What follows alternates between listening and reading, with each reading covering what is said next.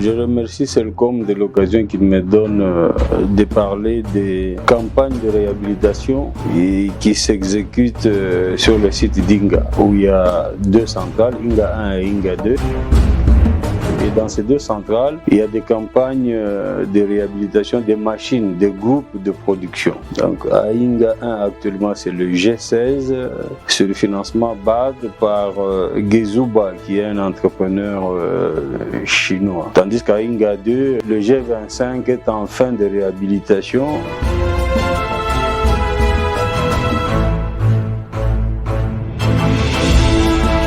Globalement, tous ces projets, ils sont suivis au niveau du département DEC. Ce sont des projets d'investissement avec, pour la plupart, des bailleurs multilatéraux. Donc, il y a la Banque mondiale, il y a la BAD. Et de plus en plus, il y a des partenaires privés. C'est le cas du G25, dont la réhabilitation se fait sur le financement d'Ivanhoé. Avec Voigt comme entrepreneur, Ivanhoé comme bailleur de fonds et client minier de SNEL.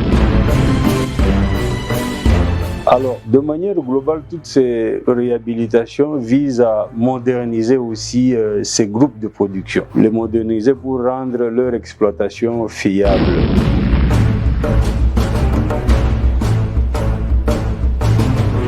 Et un autre point important, désormais SNEL a pris l'option pour chaque groupe qu'on réhabilite, dans la mesure du possible, qu'on augmente la puissance produite par le groupe. C'est ainsi qu'à Inga 1, la plupart, tous les groupes, tous les 6 groupes, la puissance elle est de 58 MW, 58,5 MW par groupe, c'était la puissance nominale.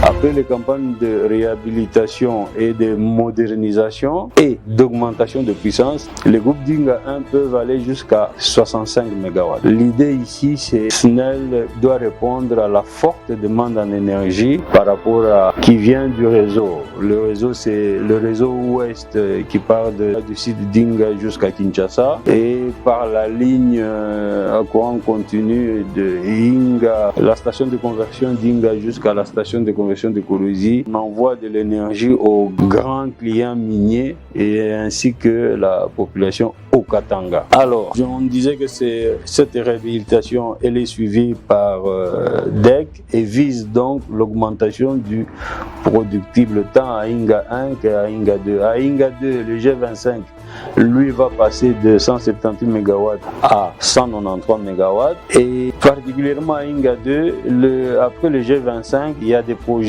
il y a un projet qui est en train de se mettre en route pour réhabiliter le G23, le G24 et le G26.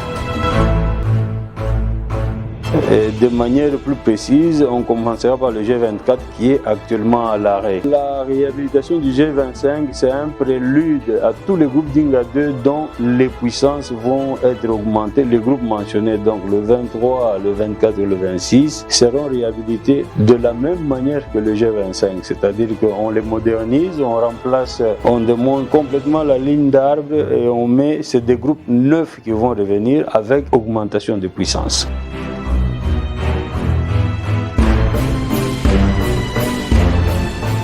Rassurons la population que voilà, nous au niveau de SNEL, avec ce qui est en train d'être fait, la puissance installée de la centrale d'Inga 1 est en train d'être reconstituée à son maximum.